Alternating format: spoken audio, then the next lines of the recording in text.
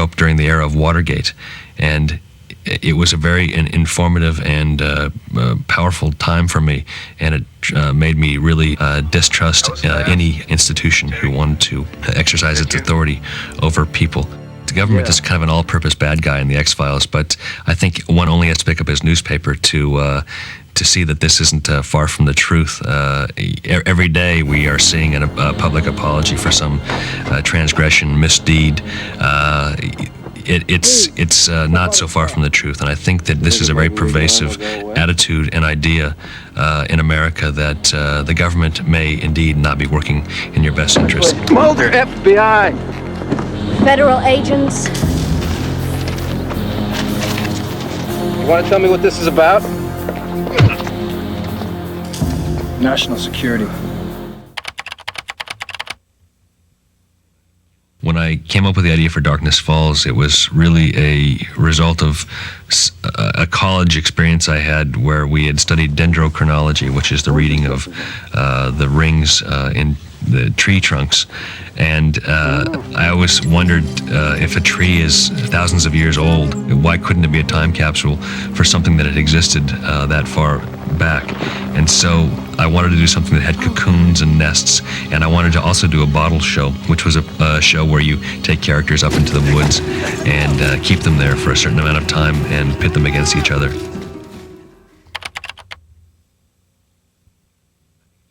I think it turned out to be one of the most successful episodes because it was a good idea, and I think the special effects, which were these bugs, which were all digital bugs, these swarms of green, I think really sort of stole the show.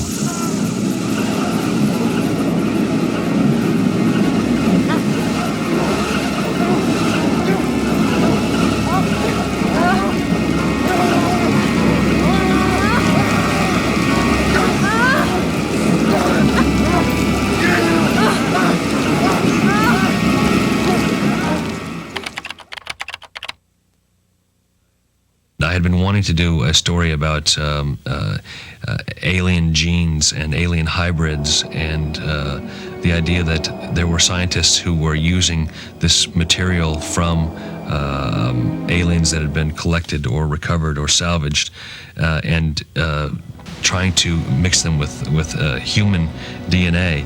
And so for the first time, I think we have Scully in a situation where she has a scientist, someone like herself, a doctor, say to her, you're looking at something that is essentially extraterrestrial. And it's a big, big moment for her.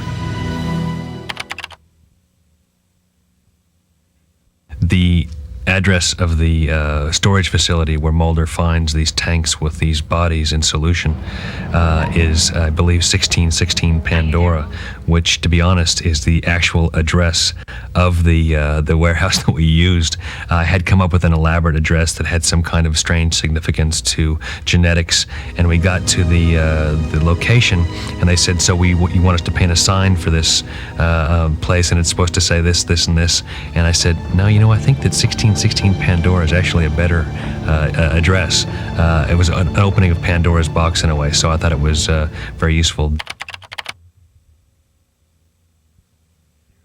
The Erlenmeyer Flask, which is the season ender for year one, was something that I had thought about all year long. I think that it was an episode that really, I feel, established a mythology, what the government may be up to, how they may be in cahoots with the aliens. For me, it was the result of a year-long learning experience, and I think that it may have been really the signature mythology episode, not only a sign to the audience of what we were capable of, but certainly a realization for me of where we could take the show if we explored these different avenues of government conspiracy and turn it into more than just flying saucers.